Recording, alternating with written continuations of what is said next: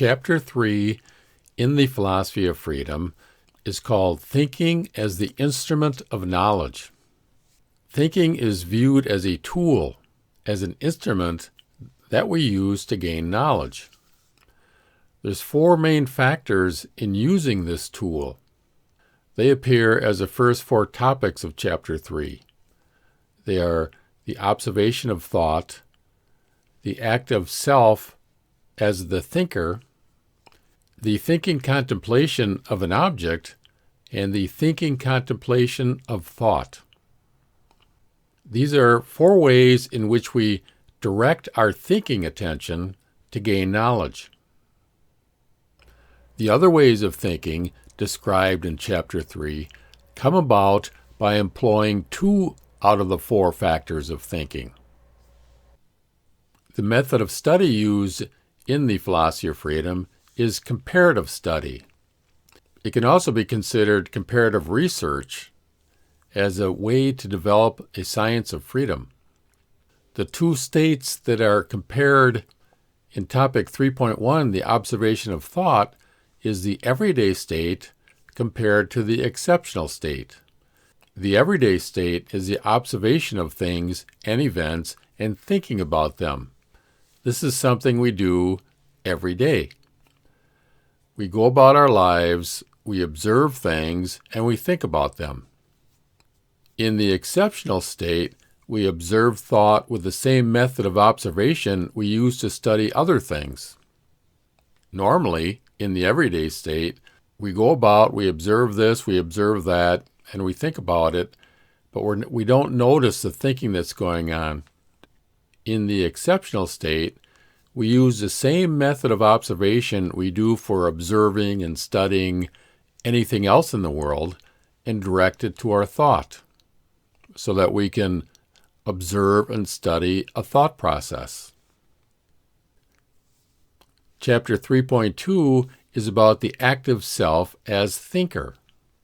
In order to think, there needs to be a thinker. This is compared to the passive feeling state. The I is passive to experience feelings. Feelings just happen to us. A concept is formed by my activity. This is something we can observe.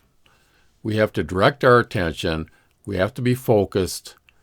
We have to be disciplined in order to think.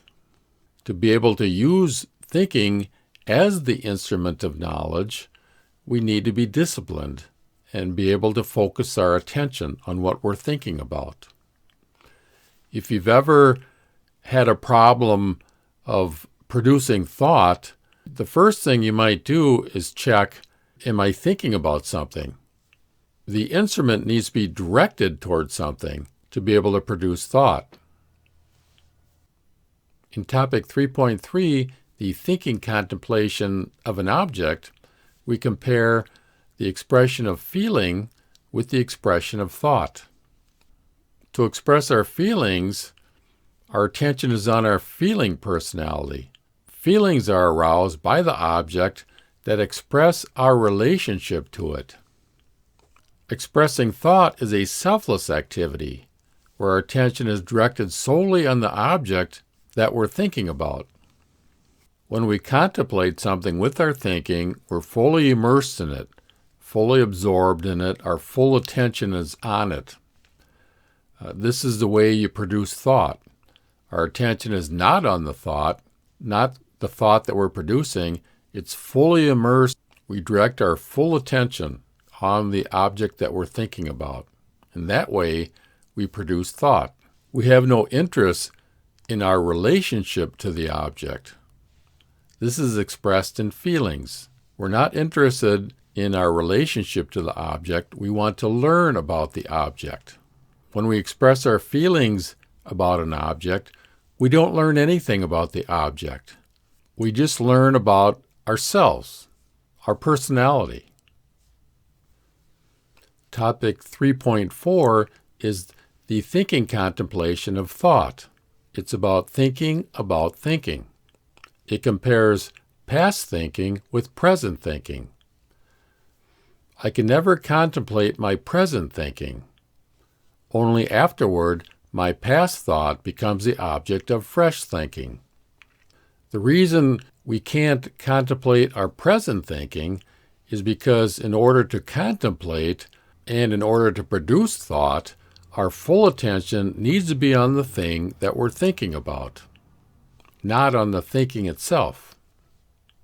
It's a two-step process. After we produce thought, then we can turn within and observe that thought and think about it.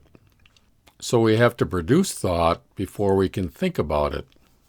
Now you might say, okay, when I go about my everyday life, I'm observing things and I'm thinking about it at the same time, and I'm aware of my thoughts as I produce them.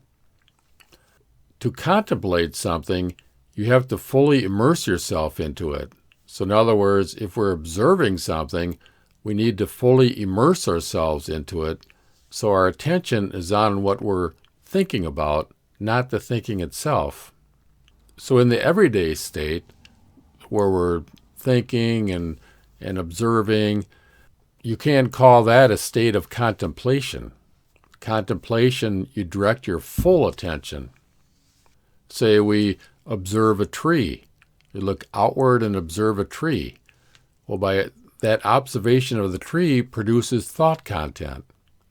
And then we turn within and reflect on that thought content that we produced. And then we can bring in our other thoughts, our other knowledge about trees, and form relationships and expand our knowledge about the tree that we just observed. We gain new knowledge by observing a tree, and then we take it within and increase that knowledge and develop that knowledge by relating it to other things that we know about trees. So it's a two-step process. Okay, I'm producing these short videos just to kind of keep up the attention about the philosophy of freedom. Because if you want to make this a philosophy of life, you need to be thinking about it and finding ways to apply it to your life.